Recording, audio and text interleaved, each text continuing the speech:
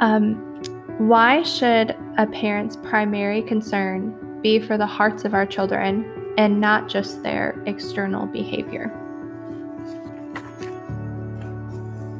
That's a good question. Ultimately, what we are concerned about is that what our child's heart is before the Lord. Man looks on the outward appearance, but the Lord looks on the heart.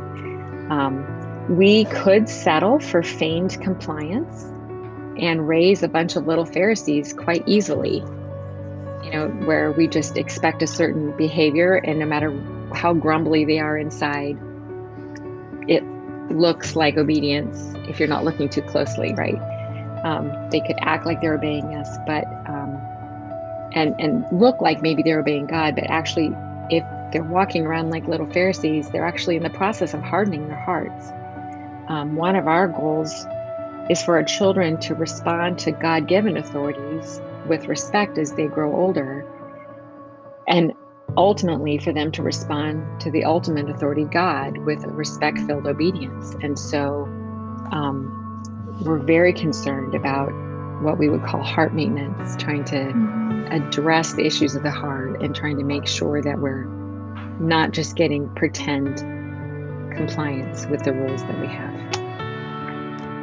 That is so true, and it's something we need to think often as parents. Is my child doing this, what I asked of them, just out of pure duty, or are they doing it joyfully? And if they're not, we should stop and say, and talk with them about it. What's going on inside? Why are we grumbling about this? Because it can be so easy to just go through our day and just wanting pure obedience, but we need to get to their heart. That's the most important thing, is that their heart is for the Lord. And so it can be a little intimidating at times, just to stop and remember. One of my prayers is that I would see that in my children. If something is going on in the heart, that no matter what's going on, that we stop and we take care of it, because it's just so important.